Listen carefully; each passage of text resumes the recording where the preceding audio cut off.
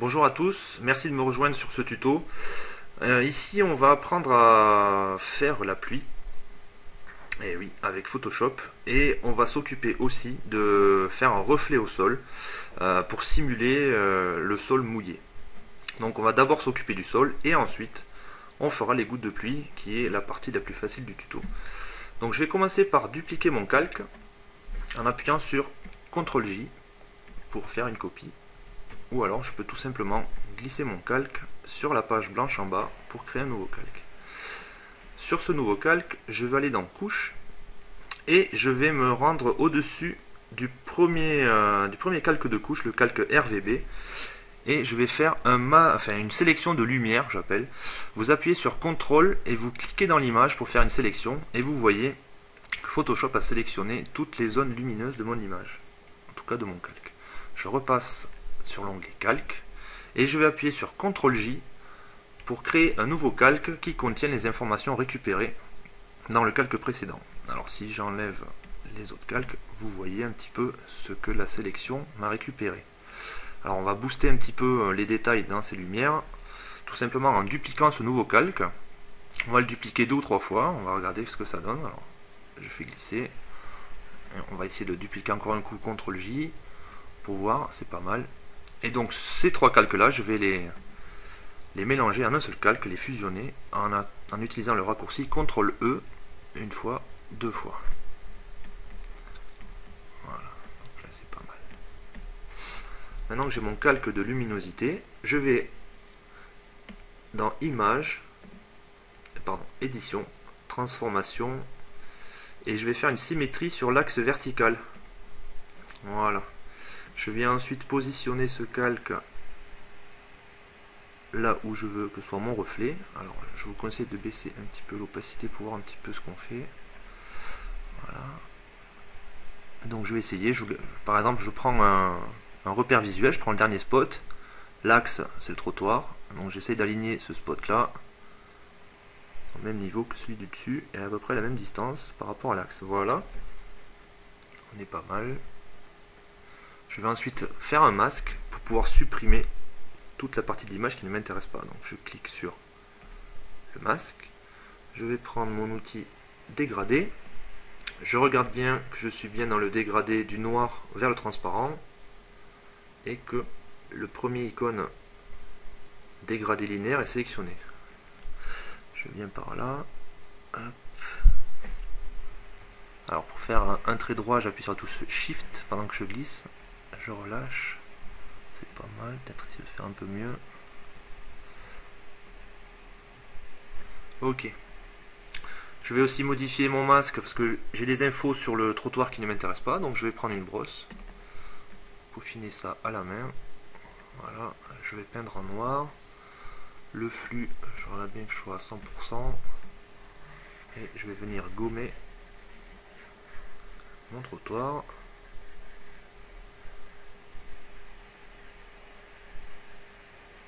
Pour enlever toutes les infos du calque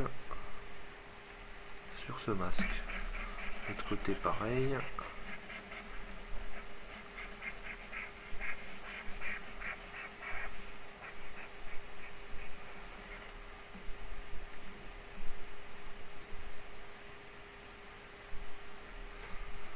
Voilà. Donc mon masque est nettoyé. Je regarde s'il m'en reste un petit peu, s'il me reste un petit peu là. Un petit peu là.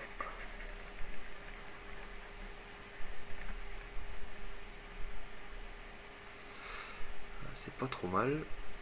Ok. Opacité.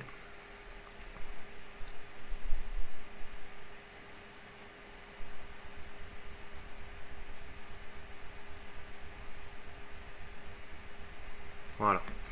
Alors ce que je vous propose maintenant, c'est de simuler en fait que la rue est bombée. Donc on va faire en sorte qu'il y ait plus d'eau sur les bords qu'au milieu. On verra, on essaiera de faire en sorte que le milieu soit peut-être un peu plus sec. Voilà, on le voit déjà un petit peu, hein, parce que si je pousse à 100%, ça fait piscine. Si je reviens vers les 50%, on revient sur une image un peu plus crédible. Et donc ce que je vous propose, on va assombrir certaines parties de la route pour donner encore plus de crédibilité. Alors pour cela, c'est très simple. On va prendre notre premier calque, on va le dupliquer, CTRL-J, et on va changer son mode de fusion en superposition. Non, je me suis trompé, en produit. Voilà. Donc là, vous voyez, c'est bien sombre. On va lui faire également un masque de fusion, parce qu'on ne veut pas que toute la rue soit assombrie. Et donc, je vais partir sur un masque de fusion noir. Donc, je vais appuyer sur la touche Alt et cliquer sur la masque de fusion. Comme ça, ça a caché l'effet sur toute mon image. Et je vais peindre en blanc pour refaire apparaître les détails qui m'intéressent. Voilà. Et donc, je vais venir peindre légèrement. Alors, je vais baisser mon flux aussi, sinon ça va être trop noir. On va venir sur les 20% à peu près. Et je vais venir peindre au bord de l'eau. Disons la frontière entre là où il y a de l'eau et là où il y en a, là où on considère qu'on aimerait qu'il n'y en ait plus. Voilà. Un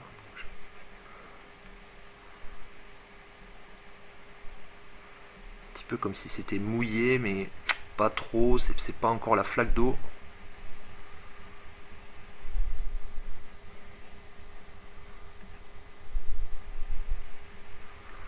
Voilà. Ensuite on va essayer de faire un peu plus gros avec 5.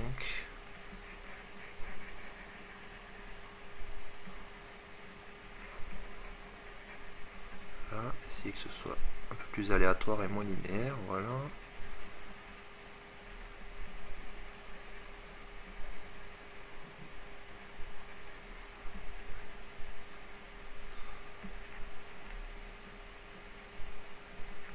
Ok.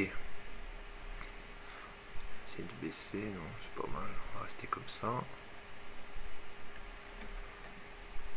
Ok. Ce qu'on peut faire aussi, on va essayer de ramener plus de détails dans ce calque, sur les pavés. Donc on va, comment on va faire ça? On peut faire un nouveau calque, donc je duplique ce calque là. Non, on va dupliquer le calque d'avant, puisqu'il n'est pas assombri. On va le passer au-dessus pour le traiter. On va lui faire un filtre, renforcement, accentuation. Voilà, ce qui apporte beaucoup plus de détails au pavé.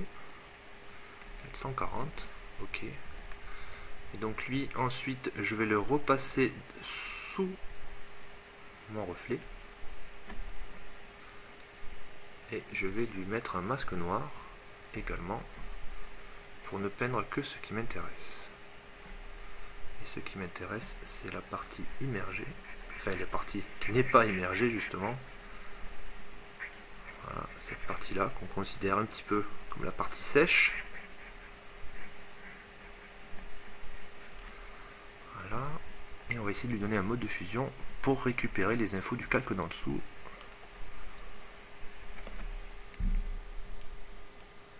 Du produit, voilà, on va le mettre en produit et on va baisser un petit peu son opacité.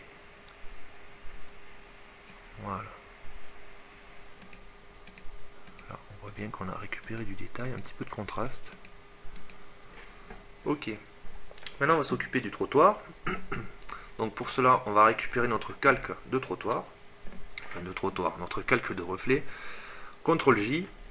Je vais supprimer le masque que j'avais fait pour le calque précédent, puisque maintenant, ce qu'on veut, c'est les trottoirs. Et donc là, je vais y aller à la brosse. Je vais peindre sur mon nouveau masque. Je vais peindre en noir pour masquer. Tout sauf les trottoirs. On va remonter à 100%.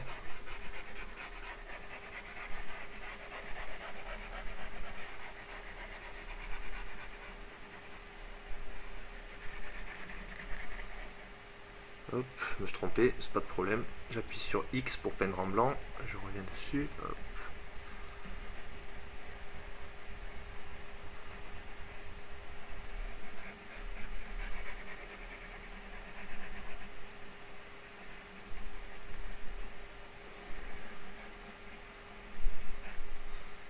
On va réduire un peu la brosse.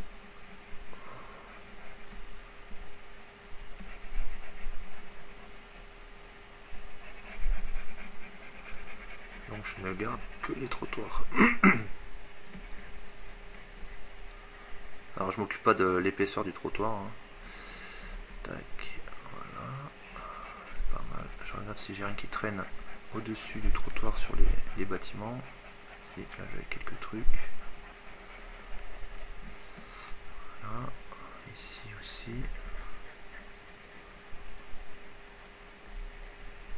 Alors petite astuce pour voir le masque où vous êtes passé, vous appuyez sur Alt et vous cliquez sur le masque. Comme ça vous voyez les zones que vous avez oubliées. Voilà.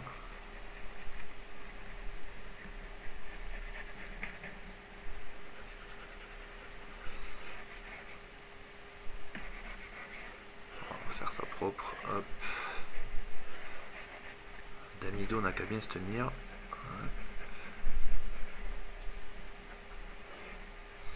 Alt, hop, et voilà, donc là au moins je suis sûr de n'avoir que mes trottoirs. Et donc là vous voyez que le reflet n'est pas très dans l'axe en fait de la baraque. Donc ce qu'on va faire, on va faire une petite torsion, transformation. Donc CTRL T pour transformer, oups, on va sélectionner le calque quand même, CTRL T, je clique droit à l'intérieur de la sélection, et ici je vais faire une torsion. On va essayer avec la torsion, voir ce que ça donne. Ça part pas dans le bon sens.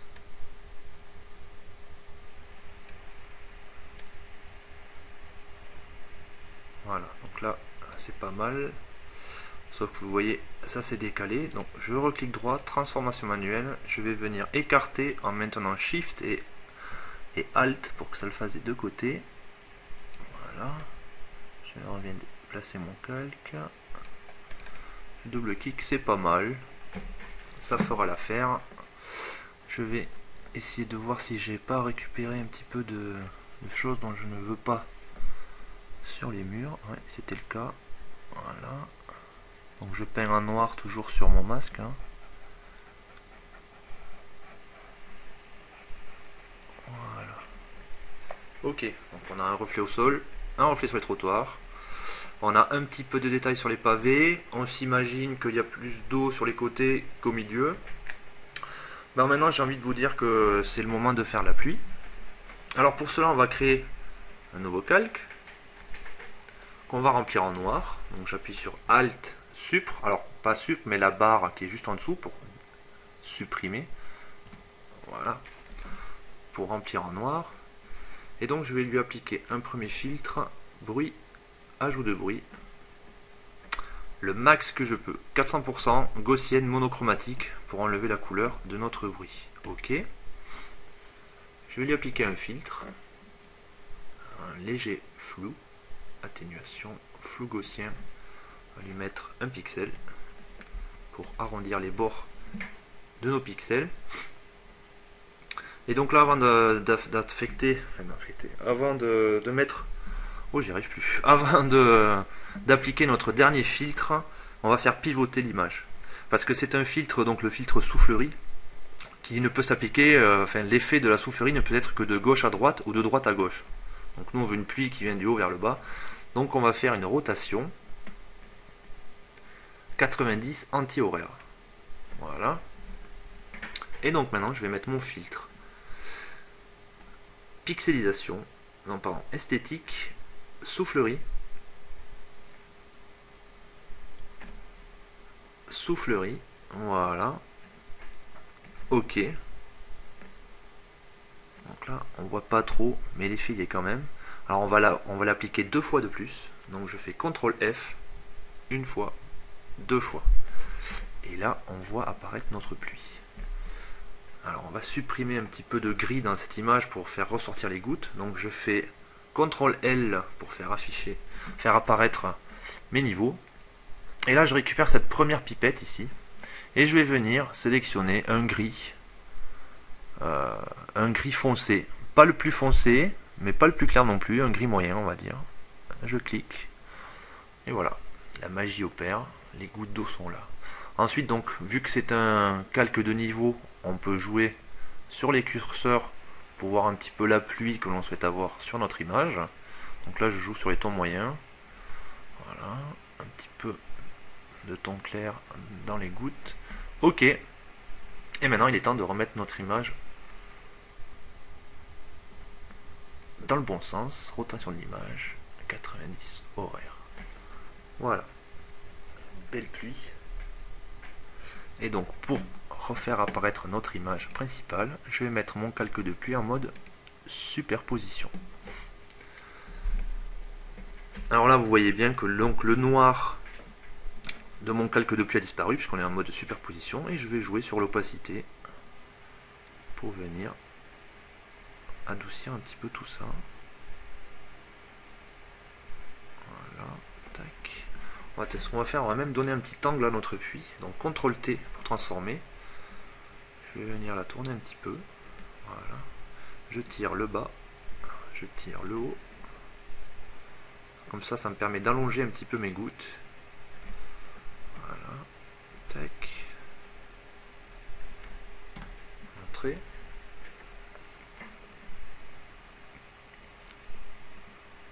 On regarde un petit coup de superposition, enfin, un petit coup d'opacité, voir si je peux améliorer. Non. Ok.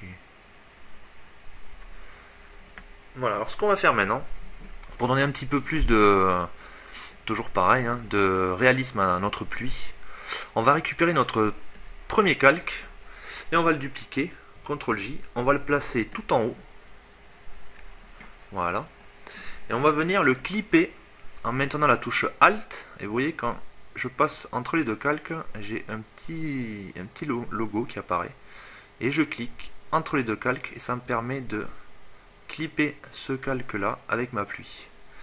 Alors ce calque, on va lui appliquer un petit filtre de flou gaussien.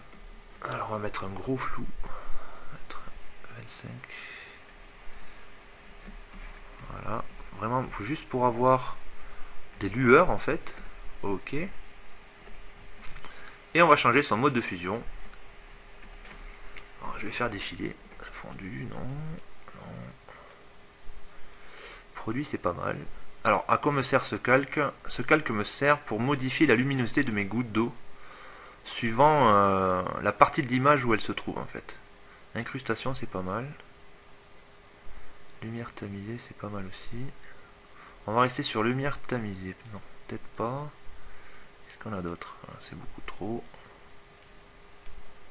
Non. On va rester sur incrustation. Tac, tac, tac. Voilà. Donc, vous pouvez remarquer que mes gouttes d'eau ne sont pas visibles pareillement sur toute l'image. Et là je trouve qu'on n'est pas trop mal. On a un beau reflet de la pluie. Alors le reflet, si vous voulez lui donner encore un peu plus de crédibilité, toujours pareil, vous pouvez essayer d'aller lui mettre un filtre. Alors on va essayer de retrouver le calque de notre reflet. Ça doit être celui-là, parce qu'évidemment j'ai pas donné de nom à mes calques, mais j'aurais dû. Voilà. Et donc on peut aller dans filtre, galerie de filtres, et ici on va essayer de trouver un filtre qui pourrait un petit peu déformer, vous voyez, notre reflet, pour lui donner une impression de mouvement dans la flaque. Alors celui-ci peut-être pas. Oh, si, ça peut être pas mal. Donc là je suis dans l'aérographe, hein. La longueur est pas mal, le rayon. Vous voyez, on va essayer ça, ok. Alors là on voit pas trop, mais si j'augmente, vous pouvez voir ici que ça a déformé un petit peu mon reflet. Donner un petit peu plus de crédibilité. Essayer de zoomer un peu. Voilà. Ici vous voyez bien que le reflet n'est pas très droit au niveau du reflet des bâtiments, et ça apporte un peu plus de crédibilité. Toujours pareil, le mot crédibilité, j'arrive pas à trouver un autre mot, mais bon, vous comprenez l'idée. Pour finir la scène, on peut jouer. Alors on peut mettre, j'ai l'habitude de faire ce que j'appelle un scalt. Alors le scalt, c'est pour me rappeler du raccourci clavier Shift, Ctrl, Alt, E, qui sert à faire une image qui garde toutes les infos de tout ce que j'ai fait depuis le début, mais sans avoir à écraser l'image. Donc c'est un peu comme un screenshot. Moi j'appelle ça le scalp, ça me permet de bien retenir le raccourci clavier. Et donc sur ce calque là, on n'a plus qu'à jouer avec nos petits réglages. Par exemple on peut mettre un filtre noir et blanc qu'on passe en lumière tamisée, voilà, un petit peu plus de dramatisme. On va baisser un peu l'unité.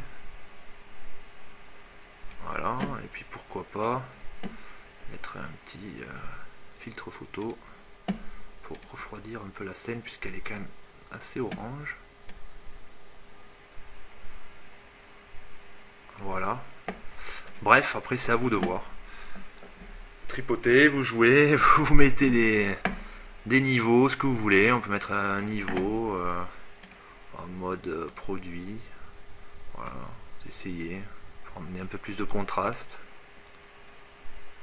Voilà, on peut le mettre à 10. Enfin voilà, après c'est selon vos propres goûts, vos propres choix artistiques, c'est vous qui voyez. Eh bien écoutez, j'espère que vous avez appris 2-3 trucs sur cette vidéo. Je vous remercie pour tous vos commentaires que vous m'avez laissés sur mes 2 vidéos précédentes. Et je vous dis à très bientôt pour un nouveau tuto.